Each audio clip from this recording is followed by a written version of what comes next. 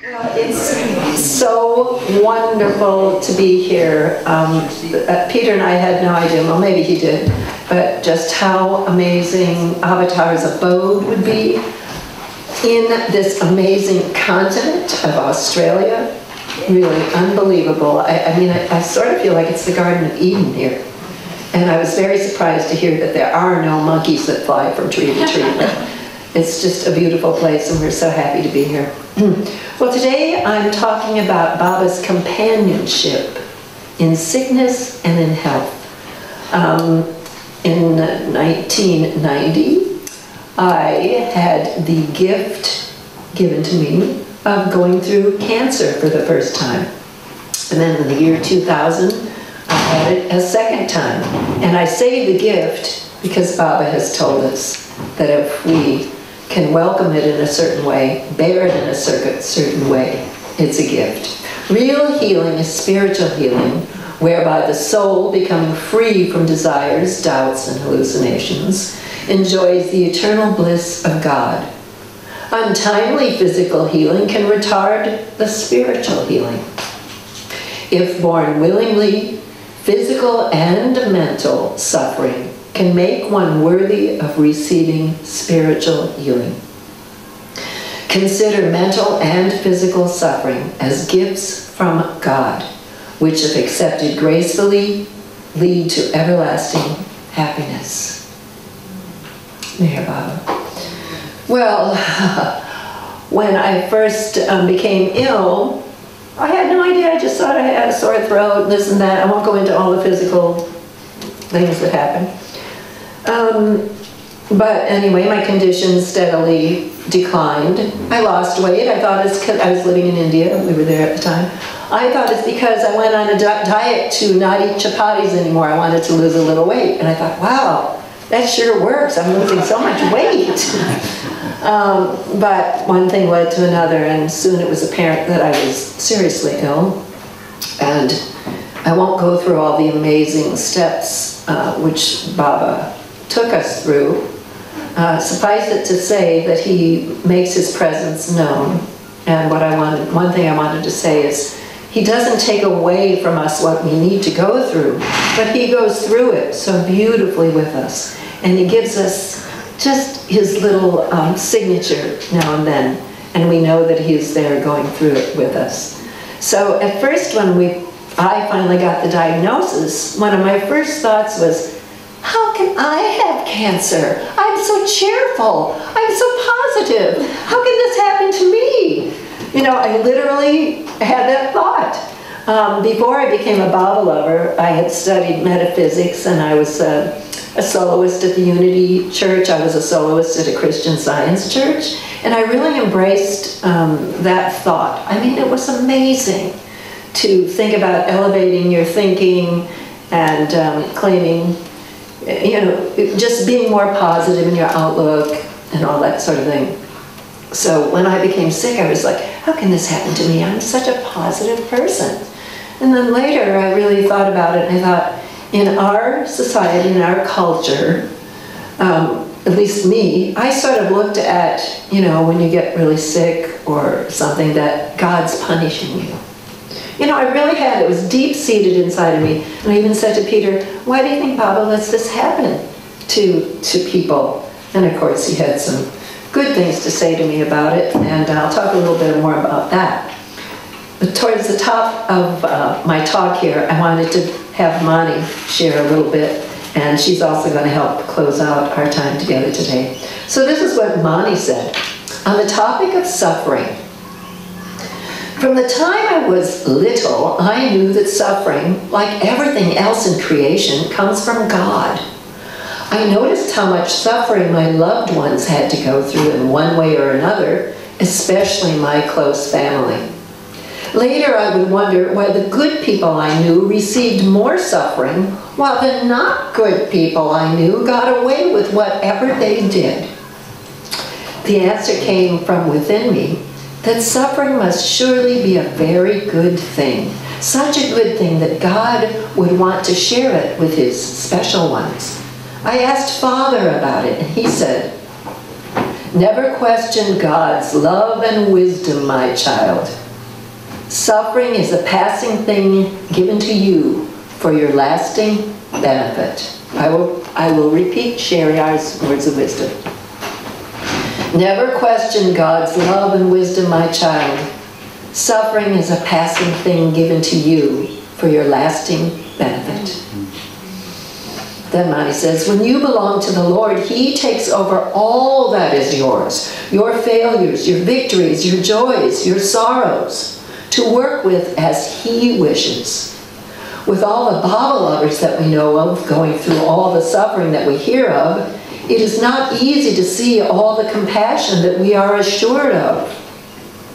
This unseen compassion is spoken of by His great lovers in the past, and illustrated by a perfect master in a simple analogy of a village potter. You may have been among one of the groups accompanying Erich on a tour of Pimpleton village in the old days when he took Baba lovers around the village. One of the favorite sights was the village potter making a pot on a primitive wheel turned by hand. While the clay is whirling around on the wheel, the potter is shaping the pot by whacking it with a wooden mallet. As his right hand is visibly raining these blows on the outside of the pot, his left hand is in the inside of the pot, unseen, silently supporting and upholding it so that it does not break. Thus, the perfect master illustrates God's unseen compassion. That was from Letters of Love from Meher Baba that Jane Haynes published. Before I get into too much more, as I said, I had studied metaphysics a little bit, and I had said, how can this happen to me? I'm such a positive person. I'm already thinking good thoughts. And I remember that my friend Leatrice Johnson, who was, of course, Darwin Shaw's daughter, she had breast cancer, and she came and lived and then died subsequently in Asheville. Anyway, she told me that one day an old friend of hers, not a Baba lover, had said to her, "Oh, why? You're sick. You're so sick. You have cancer. Why did you create this for yourself? Why did you create this?" And it was just like, we both commiserated, because by that time I had already had cancer once, I think. Might have had it twice by the time she was there. Anyway, and as you could see, that it wasn't the most compassionate thing to say to somebody, but that friend of hers was coming from like a New Age perspective, thinking that you do create this. Well, maybe we do create it for ourselves from ages ago in our sanskaric makeup or whatever it is. And that's when I was asking Peter about it. And Peter just said, no, look at all the people that have suffered. Look at saints, look at Mandali. Of course, it has nothing to do with you creating it or not. It's because Baba wants you to have this experience. Because from it, you are going to grow. And Baba said he has come not to teach, but to awaken. And to quote my sister-in-law, Jeannie Falconer, who comes with the most simple ways of putting things sometimes. We'll be talking about a friend that's going through something really difficult, or someone who has cancer, something. And she'll say, well, I guess they need that to wake up, because Baba wouldn't give it to them unless they needed it to start to awaken. And that's what he's come to do. He's come to awaken us. So one of the first hurdles that I had to get over when I was going through cancer twice was at first blaming myself for thinking wrong thoughts or whatever. And of course, the more I was already a Baba lover for a number of years, but I hadn't taken to heart some of the things that Baba had said. And just recently, I went through a period of anxiety where I started to have palpitations and all this stuff, physical stuff, and it took me back to those days of when I had cancer and how I had to really work on my thinking. And I went to a doctor, and the doctor examined me and said, there's nothing wrong with your heart, because it was beating so fast I thought I was having a heart attack, even my chest hurt and all this. No, this is all stress and anxiety. I thought, wow, so that I knew exactly what to do. I needed to go back to the roots of what I had learned when I had cancer in 1990. I needed to settle myself in, but of course, Baba's remembrance, number one. But how to remember Baba, and also to remember this. This is just one of the best. These are Baba's quotes. I want you to remain undisturbed and unshaken by the force of life's current, for whatever the circumstances, they too will be of my own creation. And then I needed to remember again, and I think we all need to keep remembering, how compassionate Baba is, that he says, these are of my own I have created these circumstances. Everything you're going through, I have created these circumstances. What I like to say is, Baba takes that blame. I'll call it blame in this case. Wow, I'm going through terrible things. Baba said, his circumstances. Okay, Baba, you have created this. But, of course, what do we do with it? He takes that burden away from our thinking. We have to think, I did this to myself. That kind of punishment, the beating yourself up thing. Okay, so we can erase that right away. And sometimes in the New Age way of thinking, there is the correcting of your thoughts, and I'm going to get to that because I really worked hard on that. But then I was able to put it into that provisional, that it's Baba getting it done.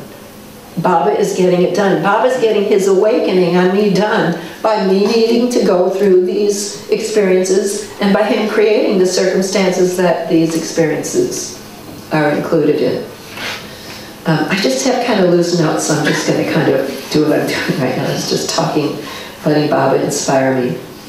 I think I mentioned already about breaking that kind of husk of the way that you think. In the beautiful Australian RT, Baba says about accept, and as you the break the wheel's hub, which is conditioned mind. And my friend Leatrice, who then subsequently died after having cancer, she would always say, that's what Baba has come. He's come to break that conditioned mind. She would speak of that often. By the way, I don't like that lingo of she lost the battle of cancer. That's a horrible thing to say. Anyway, I'm just saying, because if we as Baba lovers, now he said we live so many lifetimes and there's only one death, the real death. And that's like Jim Meyer's song today, and he said about, you know, when I die, hallelujah, when I die in the highest of the high, I'll fly away. And then one of his verses that after more lifetimes than when I die, hallelujah, highest of the high, I'll fly away. So what are we doing here through illness? What does Baba do with this?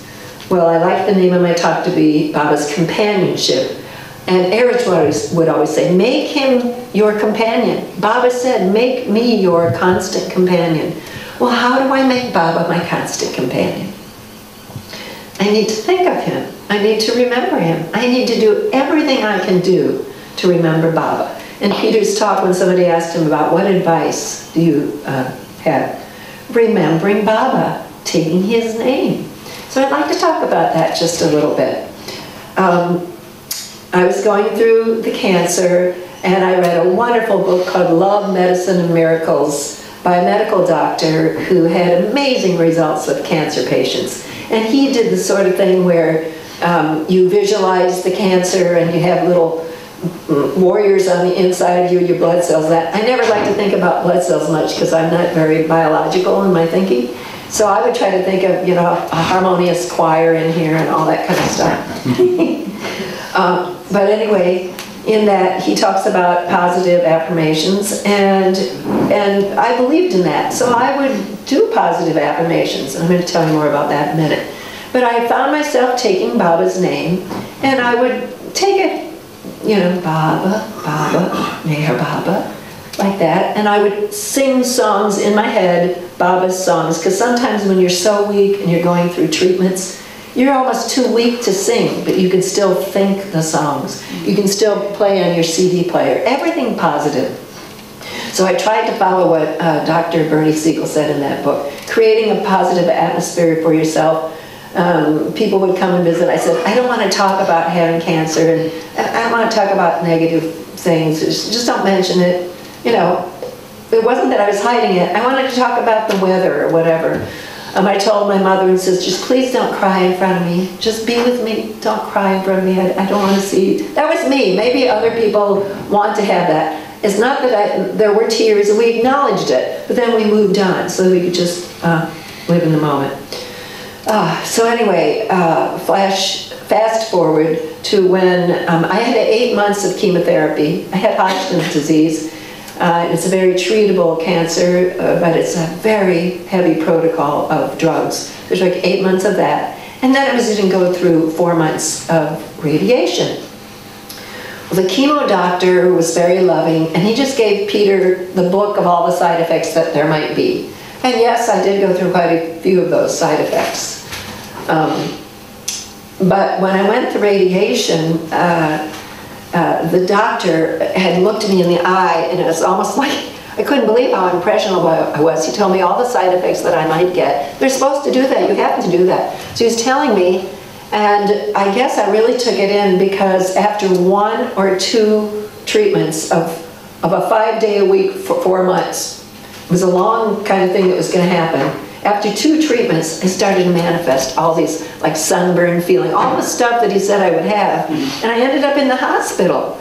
When the radiation, there's this long buzz, for telling you that you're getting that treatment, that's the sound. So the whole time that buzzer was going on, I was going, Baba, Baba, Baba, Baba, Baba, Baba. That's how I was taking Baba's name. So that's the point of this little part of the story, is I was taking his name with so much fear. Baba, Baba, Baba. I was terrified, and I repeated his name like that. Like, you know, like when your car swerves and you say it really fast. But this is like a long buzzer full, and I was continuing to take Baba's name with a lot of fear. So after ending up in the hospital and then not really knowing, they said, you can't be having the symptoms yet. I said, well, I don't know what else it could be. I don't know. But I then thought, I took in these suggestions really strongly. So I thought, how can I reverse my remembrance? I mean, how can I make my remembrance a very positive thing? So I thought, oh, I will make an affirmation. I'll tell you more about those in a minute. So I said, I'm going to make a new affirmation when the buzzer thing is going on and I'm in that radiation tube. Baba, you lovingly help me accept this radiation for my healing, and all is well. Baba, you lovingly help me accept this radiation for my healing, and all is well. I would say it. It only took about 4 times, and then the buzzer stopped. And what I found was it made all the difference in the world how I was taking Baba's name. Now, Bhavana says, however you take it, scared, happy, loud, quiet, internally, just take it. And I agree with that. I'm not saying don't do that. But I'm saying if you can have a recognition of what's maybe behind how you're taking his name. You know, in my case, it really worked when I did that. I want to back up just a little to when I was going through chemo. I said before that Baba makes his companionship so present for us. And I know some of you have lost loved ones. Some of you have gone through serious illnesses with loved ones. Sometimes losing a loved one is a quick thing that happens and it's such a shock. Other times it's a long preparation. But his presence is always with you, and he shows you in these tiny little ways when you really need a little signature or a sign, as Bhavana would call them, signatures of Baba. He will give you a little signature. So I remember I started chemo in the early part of July of that year, 2000 again, 1990. And lo and behold, Peter and I decided, of course, we're keeping silence. It's Silence Day. So I went like this, and I go, oh, hey, something's happening. I got this. And all of a sudden I noticed that my hair started falling out on Silence Day.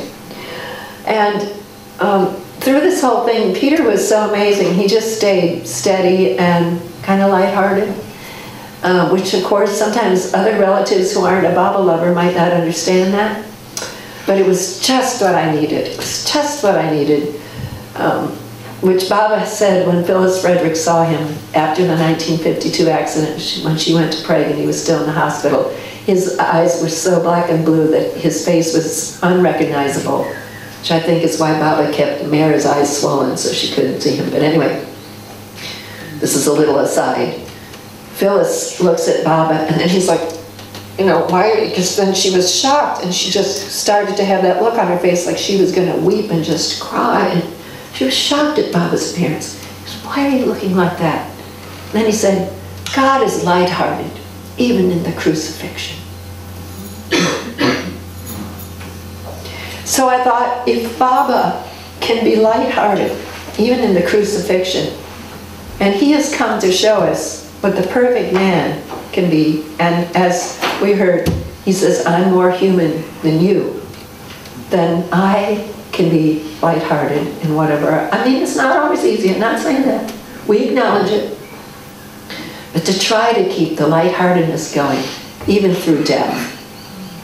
Death is a dream. So, okay, I'm going through chemo, it's hard. Peter stayed lighthearted. My hair's falling out on Silence Day. Wow, chemo went a long, long time. Because then January came around, and you always have to have your blood tested to see if you're strong enough to have the next chemo. So I had my blood tested, and it wasn't quite strong or high enough, whatever the count was. So my doctor said, we're going to have to postpone your very last chemo. Now you have done wonderfully through all these months, and this is the first time because of your blood counts after 8 months of chemo that we're postponing it just by a few weeks. I'll give you your date that you're going to have your last chemo. So I can't remember if it was that day. It must have been, because then he went out and came back in. He said, okay, your last chemo is scheduled for January 31st. I was like, oh. And so I was like, thank you, Baba. And when I went to that chemo, I sang, my life flows on in endless song. I would sing in my hospital bed, and the nurses were like, they knew it was my last chemo, and they had gotten used to me coming in twice a month or whatever it was. They brought balloons and filled my room, and of course they didn't know it was on TV, but I had told my oncologist about it, and I said, see, Meher Baba set it up like this. He said, you think Baba had anything to do with blood counts? I said, of course he did. He's everything, you know. So that was wonderful. And the last little thing I'll tell about chemo before moving on is that, because this is really wonderful, how I said Baba gives you little signs if you need them, or, well, that's when it's such a gift of his companionship, when of course it's unexpected. But anyway, it was either that chemo or the one before, and I had already got that thing where you just think about the hospital and you get sick, that thing. This is before anti-nausea drugs, so I won't go into the details, but, you know, yeah, quite a bit of stomach activity. So I thought, oh, I was just thinking about it the night before, and I was like, oh. I said, Baba, I really just need some sort of, I don't know, comfort or something from you, you know. So I thought, let me open the discourses. I'll just go like this, you know, like they do with Hafiz. So I opened the discourses. And it turned out to be this amazing line from a chapter on meditation. And this is right where I looked, because I wrote it down afterwards. It was too uncanny. I am neither the gross body, nor the subtle body, nor the mental body. I am the Atma, soul. I am neither the gross body, the subtle body, nor the mental body. I am the Atma, soul. So then I just took that in and said, okay, full speed ahead. And this is when I want to tell you about affirmations, because Baba gave me a direct affirmation. You see how he words that? What he says in these chapters on meditation, he talks about different kinds of saying, I'm neither this, neither that, or I am this, or I'm not that.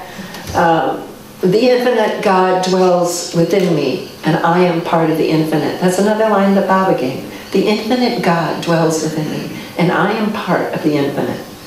Well, that's what you would call an affirmation. And so I'm going to tell you now about how affirmations really helped me and how I think they can help any of us.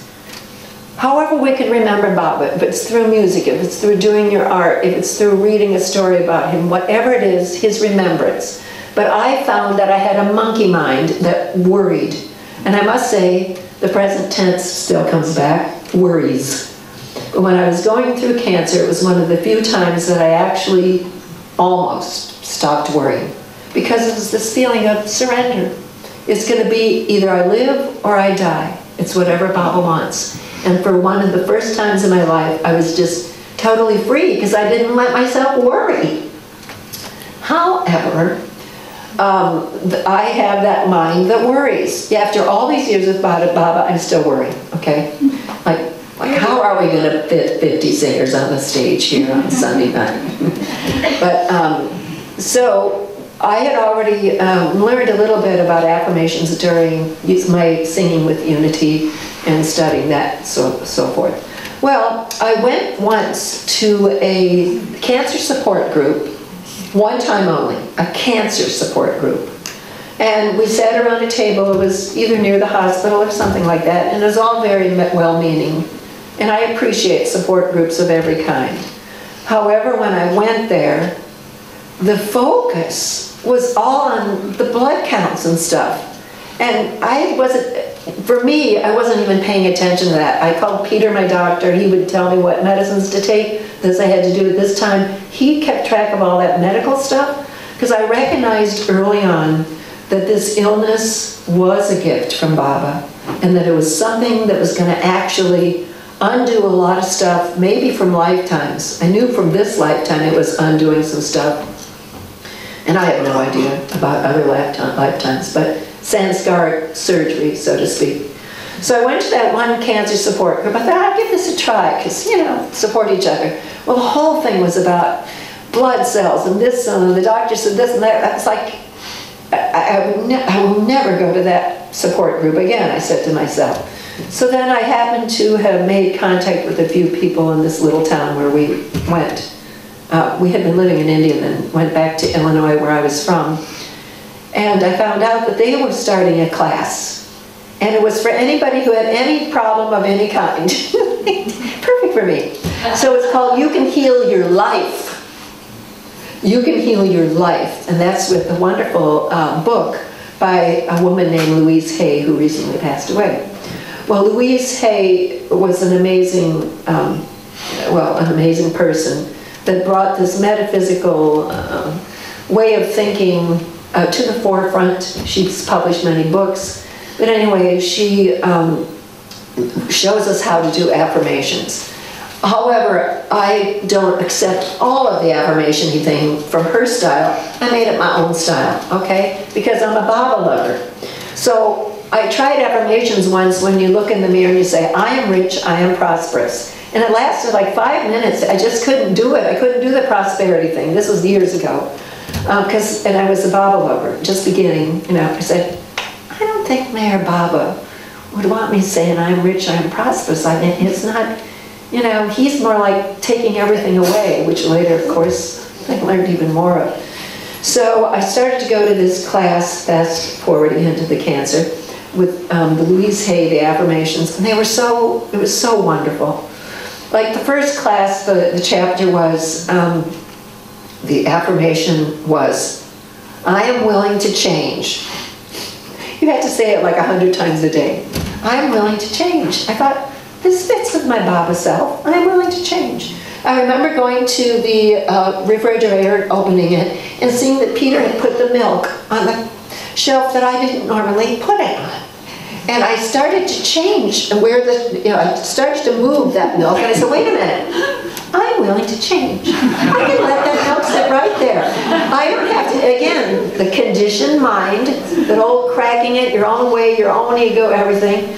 So Baba was saying, And so it was so fun. It was like playful. It He was wonderful, and I went through the whole series and did the homework, and I highly recommend it. Let me tell you what an affirmation is. I wrote it down so I wouldn't forget how to say it. Remembering Baba's name and repeating Baba's names in the form of affirmations helps calm and focus my mind. And it might help you too. An affirmation is a positive statement in the present tense, stated in the first person. I am, I know, I do. To create more internal dialogue with Baba, I like to put Baba in the affirmation as you. It is good to say these out loud, but you can say them to yourself like I do. And you replace worry thoughts with calming thoughts. Do not put affirmations in the future tense. I will trust Baba. I trust you, Baba. Okay? I will trust. Well, when are you going to do that? Now, we're living in the now. I trust Baba. So that was important. And so I would take Baba's words, and I told you about the one where he said, I am neither the gross body nor the subtle body. And Baba, this is what Baba has said, he says to say to ourselves, I am meant to be happy, to make others happy. Here's one from Baba. Now here's one from Baba. All is well and beautiful. I will be happy. Okay, Baba put it in the future tense. Okay, so then I changed it to all is well and beautiful. I am happy. I am yours, Baba. I am happy. I am healthy. I am yours. Do you get what I'm saying? When I would start to worry, this is when I would have to kick in. I'd have to notice that I was worrying. Do you kind of notice when you start worrying? Because you start to the monkey, it goes round and round and round and round. So I needed something to stop it. A song can stop it. Reading poetry can stop it. But sometimes it's just in that present moment I have to say, Baba, I'm meant to be happy. I'm meant to make others happy. Now Baba says, the aspirant needs to cultivate cheerfulness, enthusiasm, and equipoise. Baba, I am cheerful. I am poised. I'm enthusiastic. I want to say something now about the appearance of cheerfulness, because, Mani practiced that art, I think, better than anyone I ever saw. Baba said it's a divine art to look cheerful. It helps others. Now let's listen to that. It is a divine art to look cheerful. It helps others. Now he doesn't say to your deepest core you have to feel really, really, really happy. But he's saying you can choose to look cheerful. It helps others. And how many times did he talk about the garlic face thing? Quite often. And in the new life, you weren't even allowed to whisper a sad or, uncheer. It was hard. You had to look cheerful. So I just wanted to say that to try to be cheerful means just, even if you don't feel it, to just even a gentle Mona Lisa smile. And I know that Baba appreciates that, because it goes back to God is lighthearted, even in the crucifixion. So if he can be lighthearted, at least I can try, like Bobby Bernstein's, I'm going to walk that extra mile with Baba. Okay, gotta keep watching here. Baba says, trust God completely, faithfully leave everything to him, and he will see to everything. So how do you create an affirmation out of that? You say, I trust, you could say God completely, but I like to make it real personal. I trust you, Baba, completely. I faithfully leave everything up to you, and you see to everything.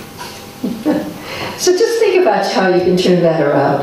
And one of my favorite quotes of Baba's is, there's absolutely nothing to worry about. And then I have to say, well, how do you say, I don't worry? Because an affirmation, you're not allowed, that's the trick. You can't use a negative word. You can't say a not. You have to put it in a positive thing. So you can't say, I will not worry, I'm not worried.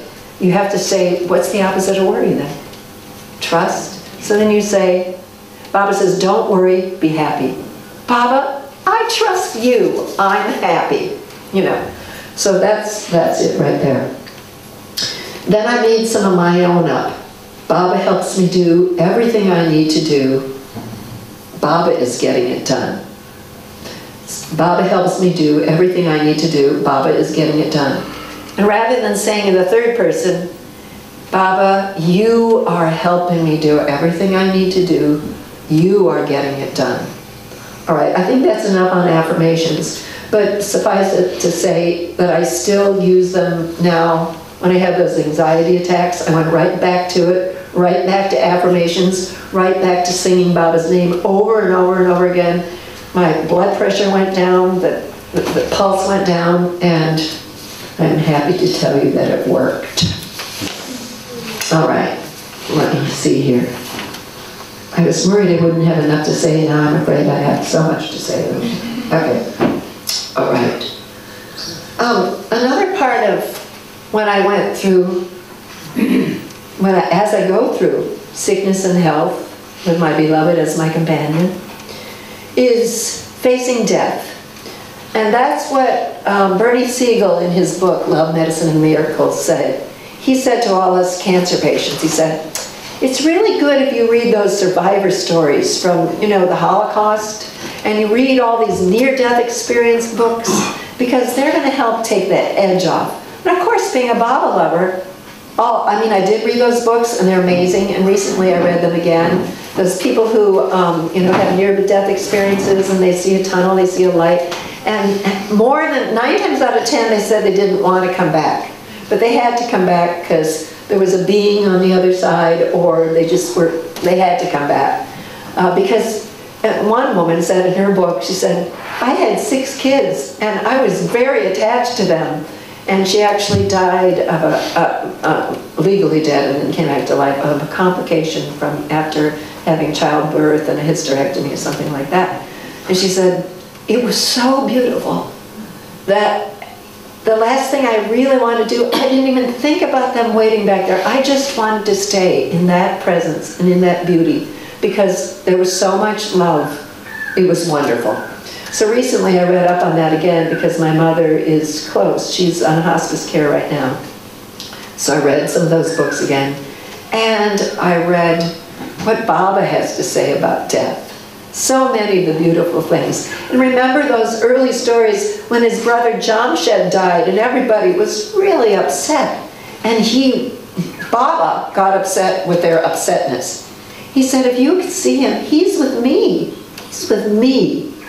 We should have, pass out the sweets, and the Mandali tried for Baba's sake, but they felt his loss. They felt that loss so much. So I like to tell this story, and I've told it to several of my friends and they're not Baba people, but they know I'm a Baba lover, so, they like to hear what Baba has to say. So anyway, after Papa Jesawala passed, and Erich, Peter could tell you, he's the one with the details, but I don't think Erich went to the, was he there, honey? He wasn't there, was he? Baba and Erich went to view the body. Yeah, so he was already... And Baba stayed in the car, and he sent Erich to see the Zoroastrian last rites of his body. Okay, he did get to see that. So tell me if I got this part right, because I hope I'm quoting it right. Should I tell it or you want to? It's your... All right, Mike, okay. All right, so I wrote my friend and I told her about this after her dad passed, because we're that close and I can tell her this. But Baba said to Erich, are you upset, when you see your father? Oh, Baba, no, I'm not upset. He said, then he asked him this, he said, how do you feel, Erich, after you've had a bowel movement? Do you feel sad? Do you feel upset? On the contrary, Baba, I feel very good. I feel refreshed and relieved. And as anybody knows, that it was very rough on the road with Baba, and Erich would sometimes not get to relieve himself when he would have liked to. So Baba using that illustration was perfect for Erich. How do you feel? Oh, I feel refreshed. I feel great. He said, that is how the soul feels when it sheds, I'm paraphrasing, the mortal coil of the body. It feels refreshed. It feels relieved. It feels wonderful. So I try to always remember that. That's how our loved ones that pass, how free they feel, how happy they feel. And we're sad because we miss their presence, but how free they are. Oops, getting close to, I need to keep an eye here. Just let me take one moment that I said about. Oh, another thing I did during my illnesses, and I still do to this day, is I try to memorize Baba's words. And through the songs, we're so lucky because we have these songs as anchors for us. And we have the artis. Most of them have memorized the artis. We have Baba's prayers. We can take Baba's prayers, Parvardigar, the preserver, the protector of all merciful, eternally benevolent. You could take that and just repeat one or two phrases within yourself until your mind, your monkey mind of fear, of worry, anxiety, calms down.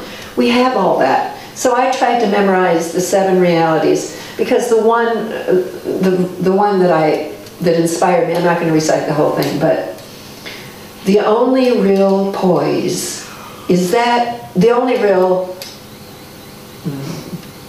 surrenderance. Yeah. The only real surrenderance is that in which the poise is undisturbed by any adverse circumstance. And the individual, amidst every kind of hardship, is resigned to the perfect will of God. I think I missed a few words, but it's pretty much like that. The poise, which is undisturbed by any adverse circumstance, and the individual, amidst every kind of hardship, is resigned with perfect calm to the will of God.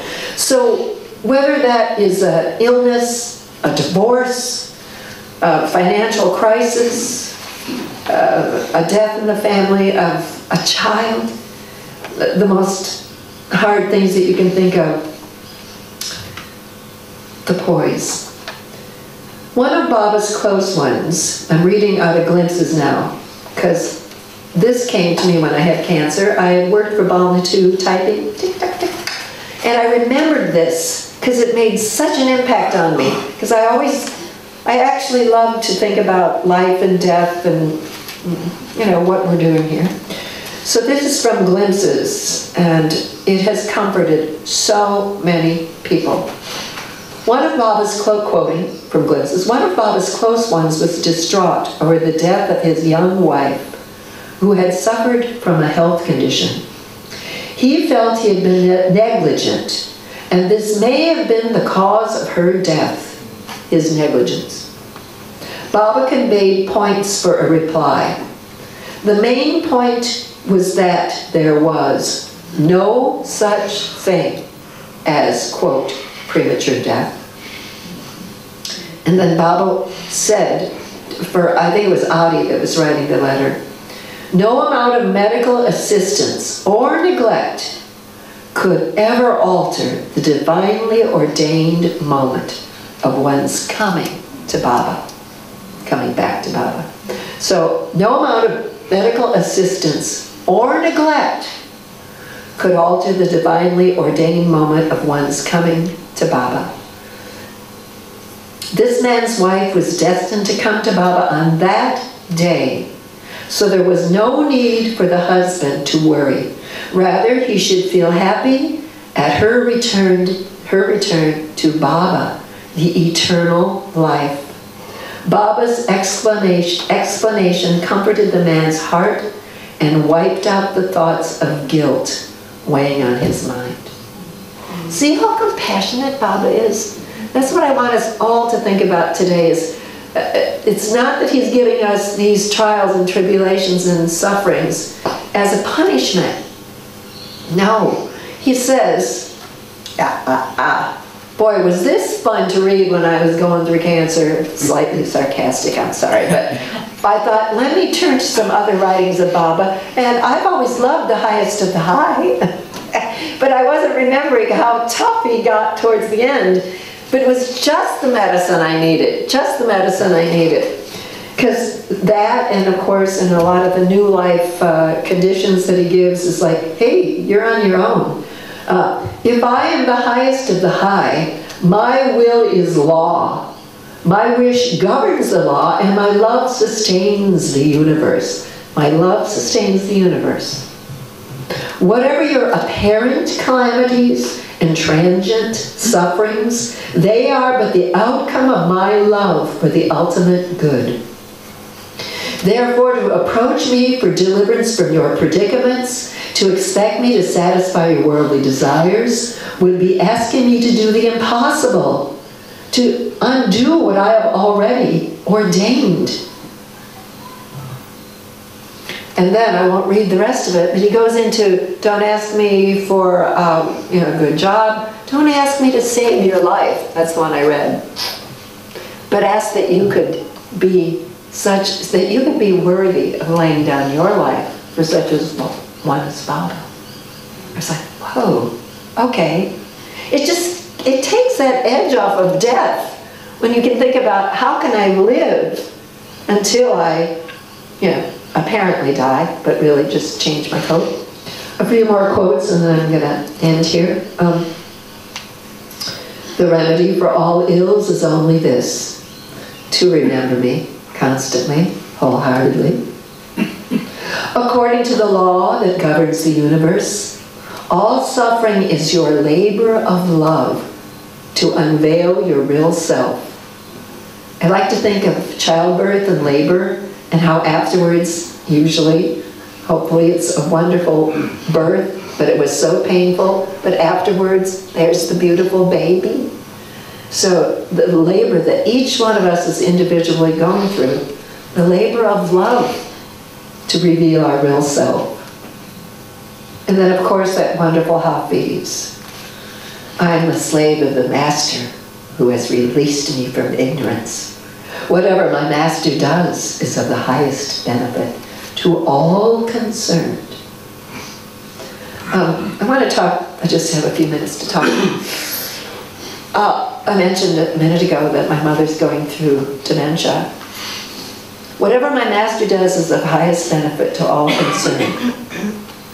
When a soul then is going through something like the end of their life, whether it's through dementia or a serious illness, I'm talking about that kind of a death, because then there's those real sudden ones, and I think the soul is kind of like, wait, what happened? Oh yeah, keep taking Baba's name so that if you do have a sudden death, then you're prepared on the other side there.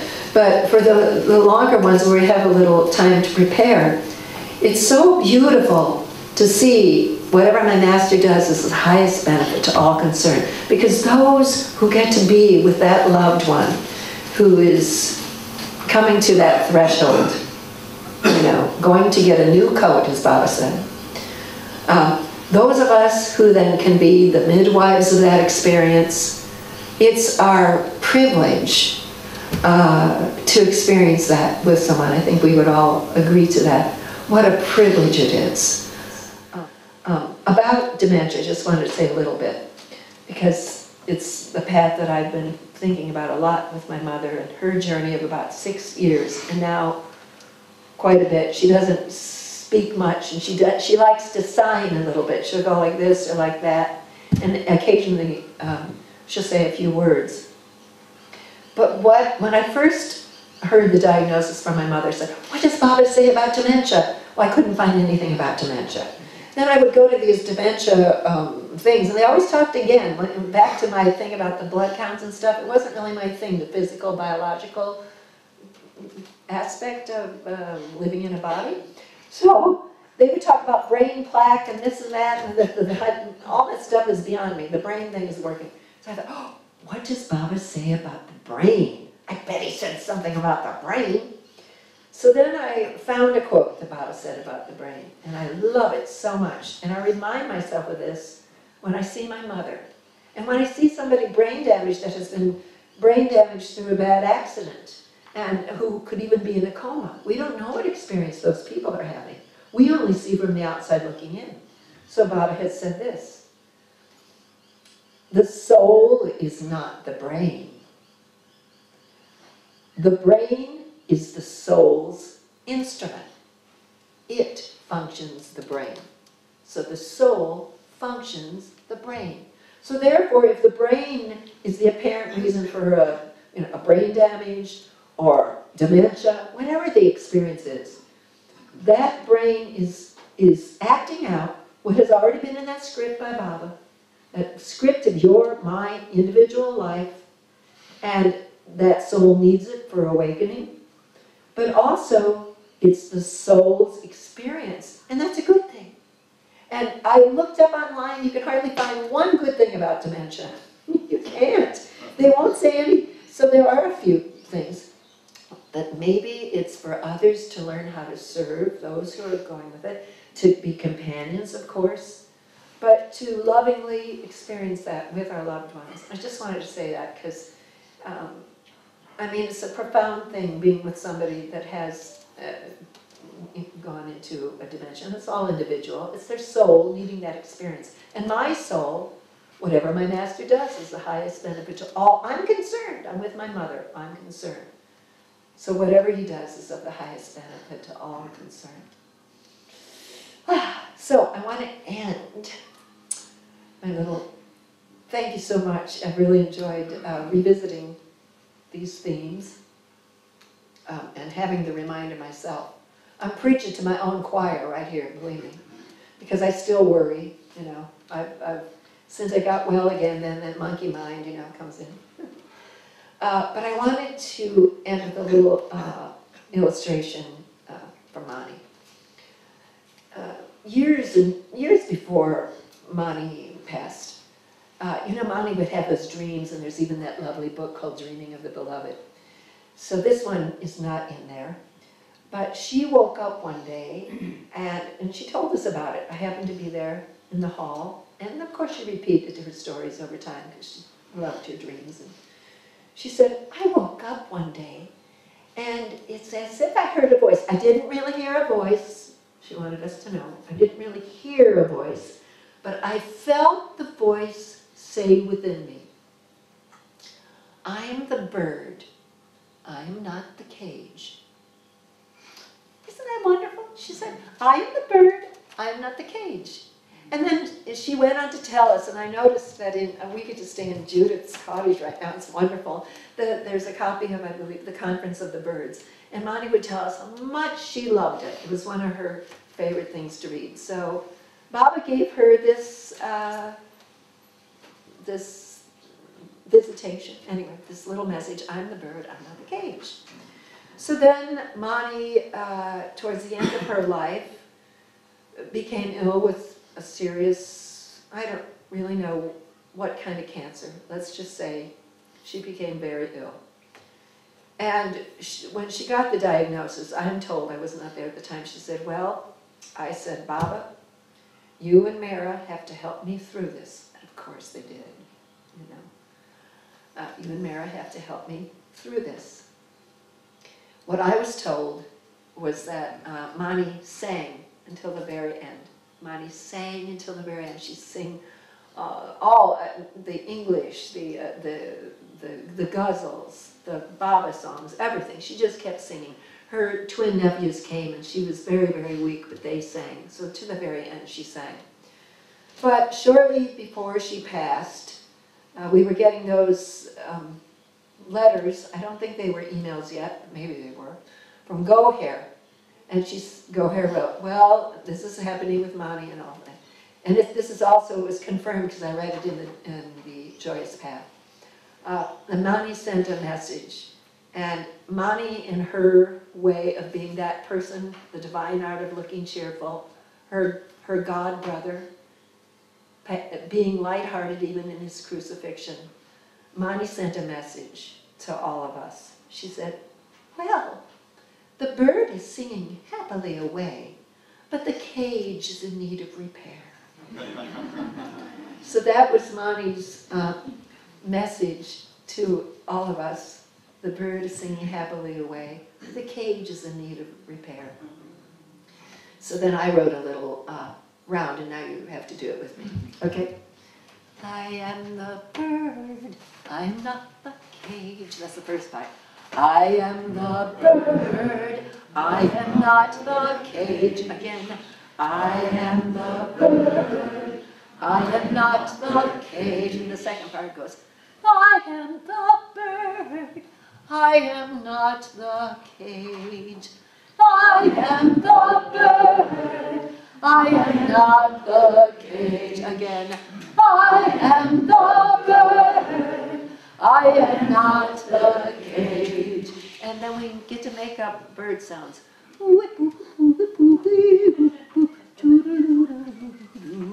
So we're not going to do it in a round today because we have only 2 minutes left.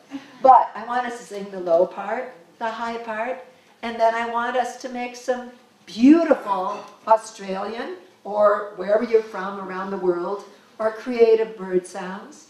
And just keep the I'm the bird going if you can. Together.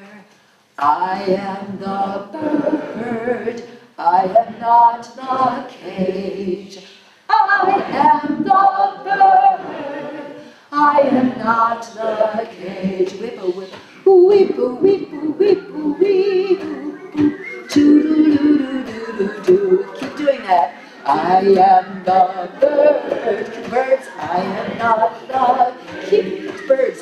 I am the bird, I am not the cage. Again, I am the bird, I am not the cage. I am the bird, I am not the cage. I am not the cage. Avatar. May Baba be Jai. Jai Baba. Enjoyed my time with all of these wonderful birds of Babas. Jai Baba.